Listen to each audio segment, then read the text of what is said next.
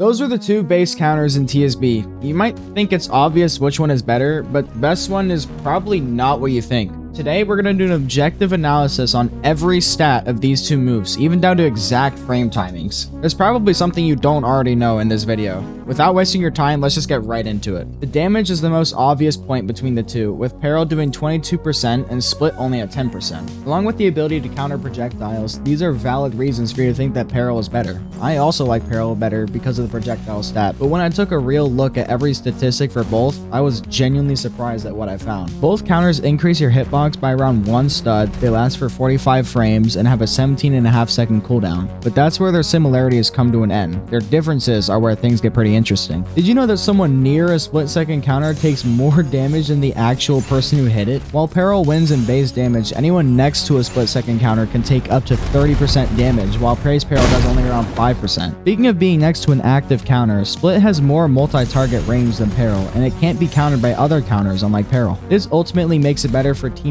in terms of damage, but in terms of versatility, Peril can sometimes win for 2v1s. Peril flings your enemy very far after using it, which can split up unfair fights into one-on-ones. However, that's where the win on functionality ends for Peril. Because Peril flings your enemy, you cannot combo extend with it unless you do a tech, but it still has around a 10% chance to miss anyway and still fling them. Split keeps your enemy in the same spot that they hit you from, making it for a very easy combo extender. On top of that, sometimes Peril just straight up bugs out and you won't even hit them, but you'll still be doing the counter. This can give your enemy the chance to counter you when it was completely out of your control. Have you ever asked yourself, how the hell did Atomic have time to counter me? Believe it or not, that is caused by only 2 frames. Split second activates only 1/30th of a second faster than Praise Peril, and while that may seem like a tiny difference, that's the reason why Split is easier to land than Peril. You could say they don't call it split second for nothing.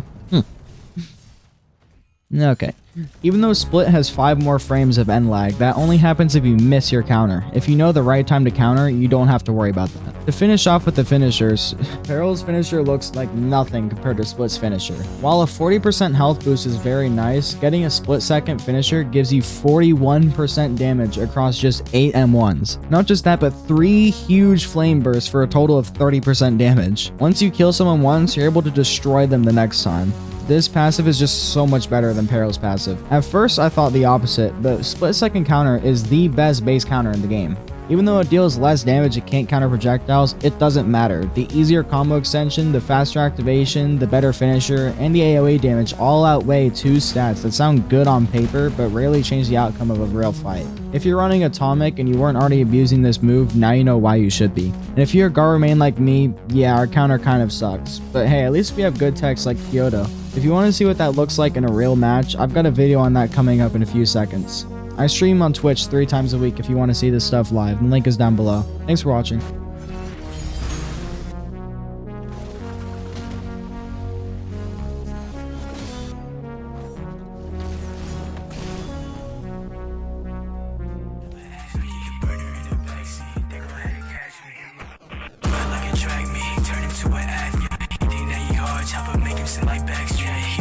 Talk a lot, but he won't ever ask me.